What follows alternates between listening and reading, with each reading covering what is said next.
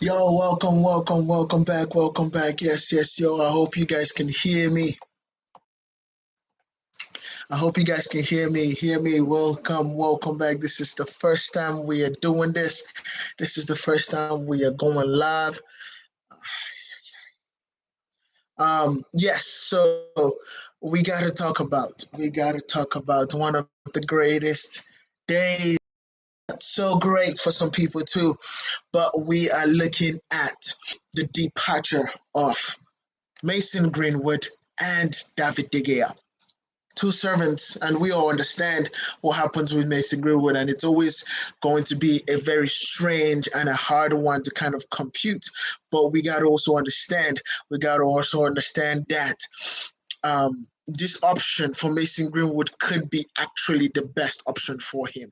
It is truly good to see that things are actually moving in this route, and so we could actually see what is going on when it comes to Mason Greenwood. It is reported right now that Jose Mourinho, a former Manchester United manager, has called Mason Greenwood and has offered him a lifeline, saying, "Hey, come to AS Roma, come to Italy, and let's play. Come to Italy, let's play." And revive your career through that. And I think that's a really good option for Mason Greenwood. It ticks majority of all the boxes that I've seen so far. It ticks majority of all the boxes that I've seen so far. So it is going to be a true blessing for him to see kind of things moving crystal clear. And to be honest, it would be good for him to just leave England and actually find someone that would take care of his mental health like Jose Mourinho will. Because one thing that I trust Jose Mourinho in doing is actually making sure that a player that comes out of his camp actually stronger than they went in.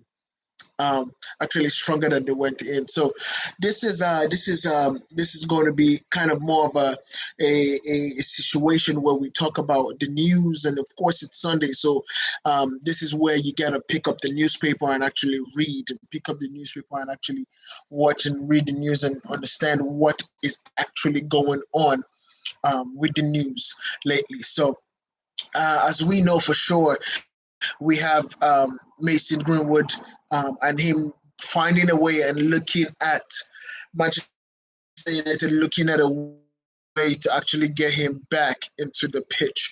There is kind of the news that came out yesterday or the day before yesterday about Eric Ten Hag wanting Mason Greenwood in the first team. I think this is a little bit dangerous in a sense. I think this is a little hard for us to just kind of come out and say. Um, I don't think that the news is true anyway. I think there's a little. I have a little doubt in that situation because um, it is painting Ten Hag to be like, I don't care about morals, I don't care about this, I just want him to play. Um, that football is the most important thing, and I understand that he, as a manager, has to think about football as um, his sole purpose in the club.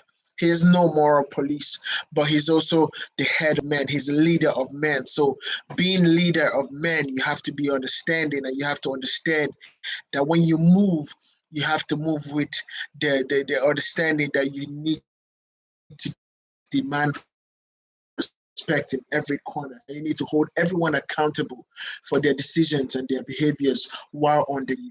So it is understandable that people are a little bit groggy and not happy about his positioning.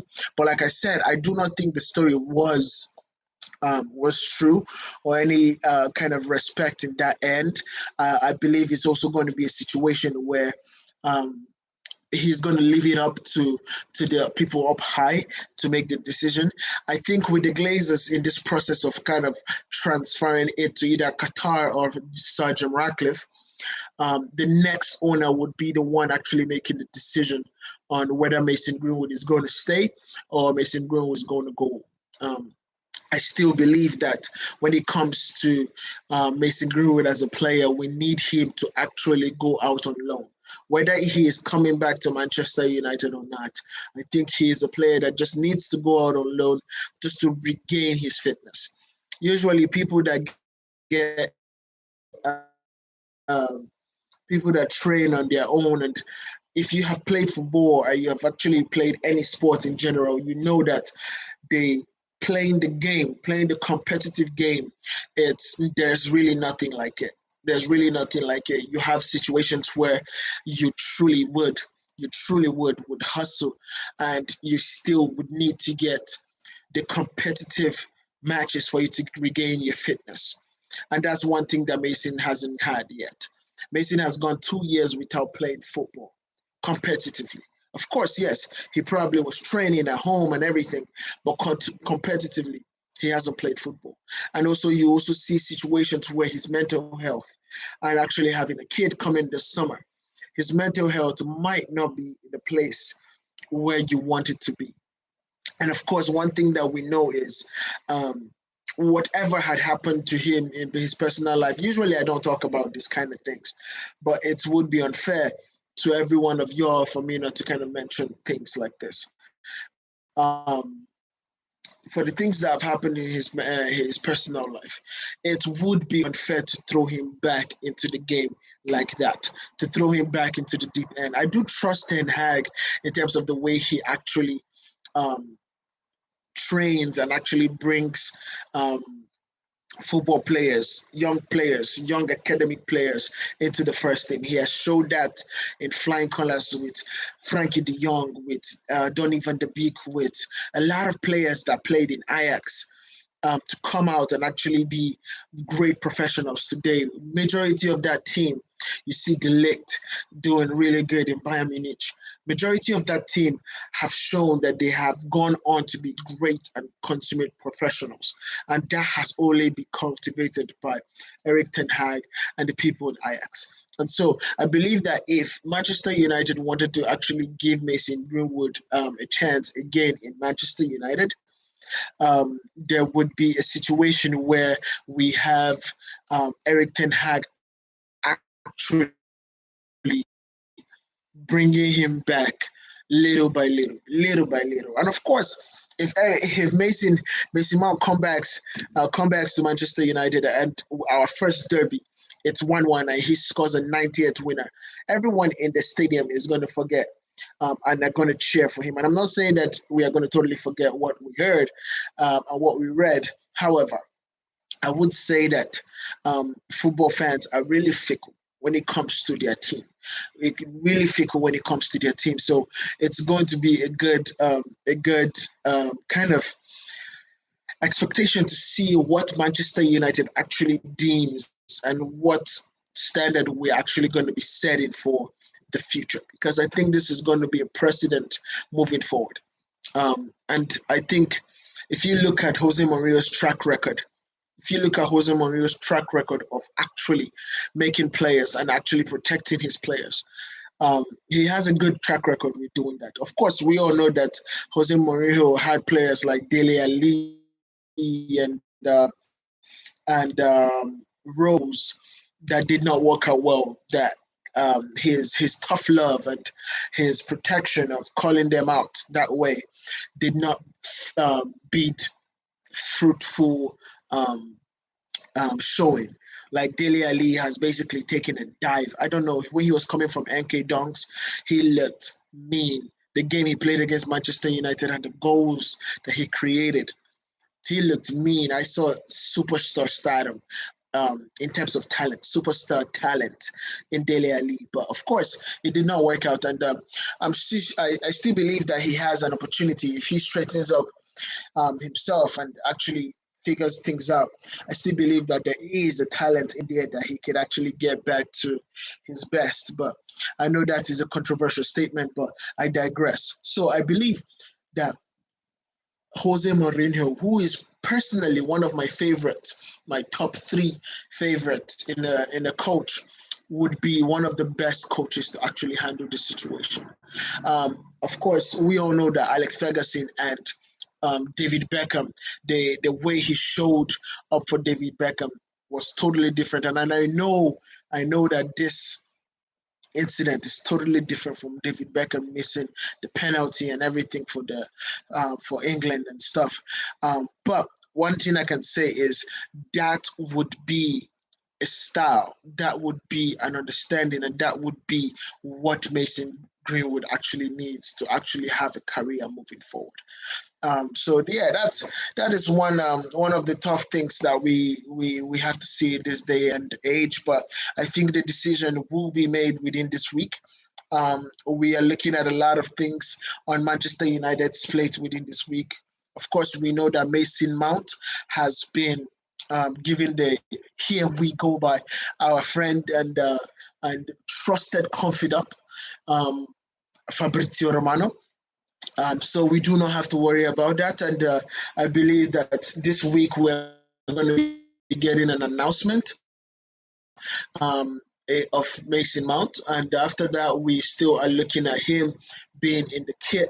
We're looking at, of course, the piano and the release video type stuff for Mason Mount. And I believe that we are still looking at Greenwood's decision happening this week. I believe so. And based on kind of the things that I've read, I believe that a decision will be made this week, whether it's us keeping him or sending him out on loan. But I know business-wise, it would not be good. Business-wise, it would not be advisable to terminate his contract directly. Because of course he hasn't been charged with anything, and so terminating his contract, you have to give cause, you have to create kind of situation. If not, you're opening yourself to a lot of lawsuits. You're opening yourself to a bitter exit from a talented player, of course. Okay, so we're looking at David De Gea, and everybody can see the pictures that we all saw today. Beautiful pictures. David De Gea is a married man. He is off the market, and of course, he is not going to be keeping clean sheets tonight. I absolutely agree with that. He is not going to be keeping clean sheets tonight. I gotta keep it PG. But you gotta understand that David De Gea might be leaving Manchester United. He is unfortunately, when it comes to his contract has run out. His contract ran out on the 30th of June. Today is the 2nd of July. Where have we gone? It's already July. But David De Gea has no contract as we speak right now. However, Al Nassr, where the GOAT, one of the GOATs, Cristiano Ronaldo, is playing for, has absolutely offered David De Gea £250,000 per week. And you also got to keep in mind that when it comes to the money they can make in England and the money they can make in Saudi Arabia, it's different. Of course, I do not know what the tax bracket is in Saudi Arabia, or for if footballers have exempt. But one thing I know for sure is that amount of money with the amount of bonuses and add-ons that he will probably be able to get, he is not going to be getting that in Manchester United. We all know that he's probably not going to get his position again in Spain, which hurts me to see, because I still believe that David De Gea is technically the best goalkeeper for Spain. The Spain knows how to kind of work it out from the back and everything, but they haven't done that in a very long time. Since the last time that they won the World Cup, Spain has not been very good for playing out of the back.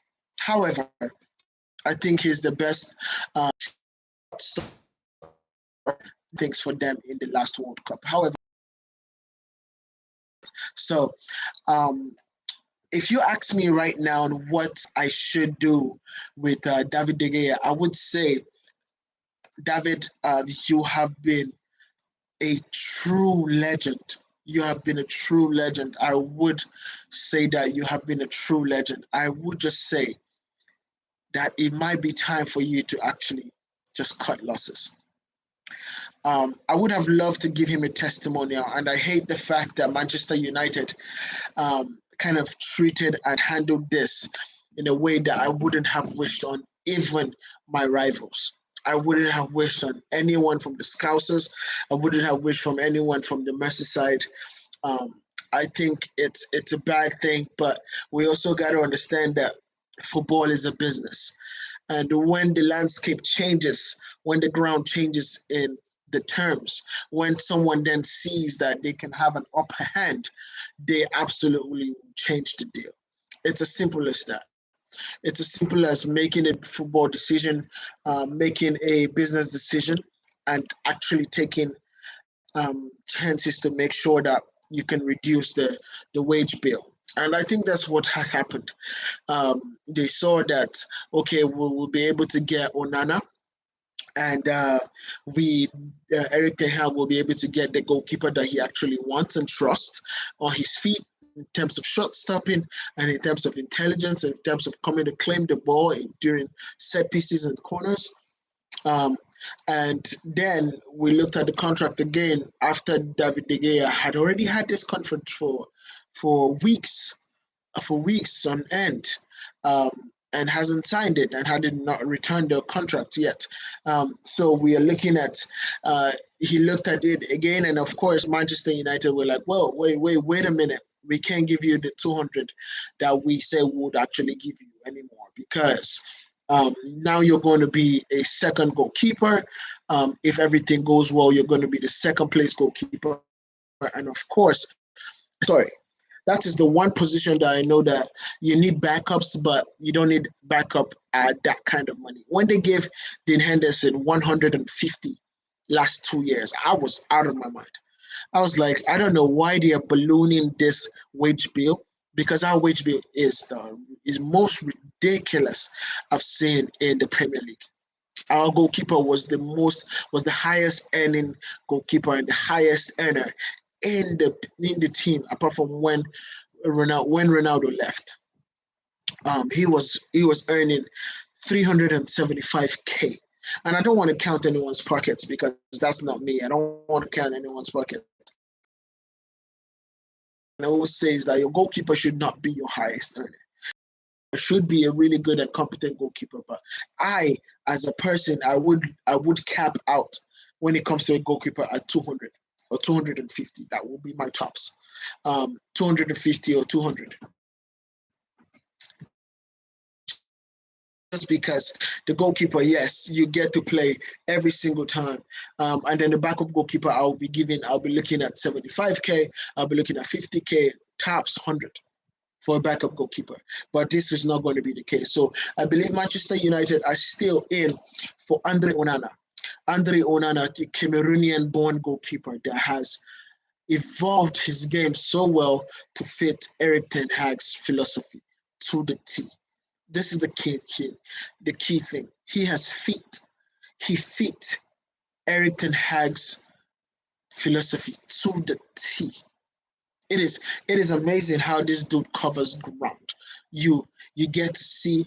And one thing that people have forgotten, and one thing that people don't understand, the way Andre Onana played for Ajax was what opened Ajax game up, was what opened De Jong to actually working perfectly with the midfield and working perfectly with Donny van de Beek, working perfectly with the wing, and he changes the way you start and end the game.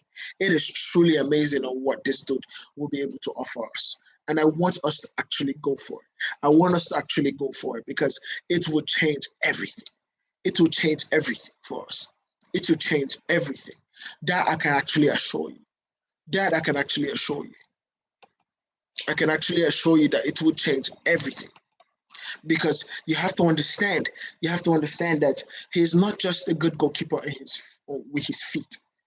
He's actually a really good goalkeeper in stopping goals. He has his best attribute, in my opinion, is actually not his feet. It's his ability to stop shots from getting there, because he reads the game perfectly. He's quick to get out of his line. He's a quick footballer.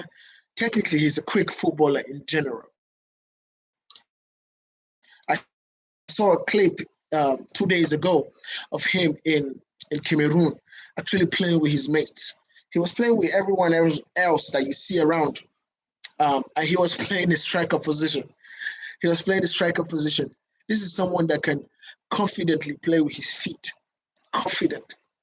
and he's not afraid of the moment. He understands. He literally just played in the Champions League final. And if not for some bad defense, if not for some defense that fell asleep, Inter Milan would have still been playing till today because that defense was good. Last season he dropped in terms of like his claims when it comes to corner kicks and ball in the air. He dropped because he was making around around 23 to 26 every season, where he would just come and claim the ball without any problems. He dropped to at least 13, and that's not to his fault or whether they were actually getting the balls past him. No, it was not to his fault. It was actually understanding that Inter Milan played a back a low drop in defense, and after playing a low drop in defense, they also then played um, um, really high tall defenders that did not let crosses in, and no one actually just did it because they knew that they had people like Milan Skriniar, they had people like Bastoni, they had Denzel Dumfries, they had Damian, they had really good defensive players that would actually stop the ball from actually going up there. So one thing I know for sure is that Andre Onana will be a revelation for Manchester United. Will be a revelation for Manchester United, and I want you guys to understand that. Let me know in the comments what you guys think about Andre Onana, what you guys think about Mason Greenwood, and what you guys think about David De Gea. Do you want David De Gea to sign and stay as a backup goalkeeper? Do you want Andre Onana to come in and take his number 24? Because that man loves number 24. He might take the number one, who knows? Um, and do you think that AS Roma would be the best place to actually start Mason's career again? Because who knows, if we were going to sell him, if he goes to AS Roma and drops 25 goals, and we could basically come back and say, hey, we are not selling him for anything less than 60 million. You never know. You never know. Honestly, you never know. So let's see how that goes, and we'll see how everything kind of goes. I'm going to keep you guys updated with every single move that happens, and when I get anything, I'm going to let you guys know. My name is Manny, and I'm here to absolutely bring you guys the news. And if you guys want to talk about anything when it comes to sports, we could also talk about that. But my focus today and my focus for the Pillah Sports moving forward is going to be on football, or what we know here in the US as soccer. So let me know what you guys think about this. This is my first time going live, and I'm going to mark it today. This is the 7th July 2nd of 2023, because anyone right here that is going to absolutely recognize, because the keyword for today that would absolutely recognize you when we get to this journey moving forward. The keyword for today is fan, is this fan right here. This fan is going to be the keyword. Fan is going to be the ones that are day ones. The ones that are day ones would absolutely recognize this fan right here, and I'm absolutely going to know who's my day ones with this fan. So everyone in the comments, everyone like, subscribe, and make sure you join this journey, because the journey and the goal is for me to absolutely get to a place where I can show you guys in-depth understanding of every club that you would like. In-depth understanding of every club that you would like. My name is Manny. Like I said, I hope you guys have a lovely Sunday. This is the end for me for this summer, for this stream. But absolutely, I'm going to be back here at 4 o'clock to discuss the amount of money that Erik ten Hag has in this transfer window, and what he has spent so far in Mason Mount, and what we see and how much I see him spending for the transfer window in general. Let me know in the comments what you guys think about this. Let me know. I love y'all. Y'all have a blessed day. This is the end of the stream. Take care.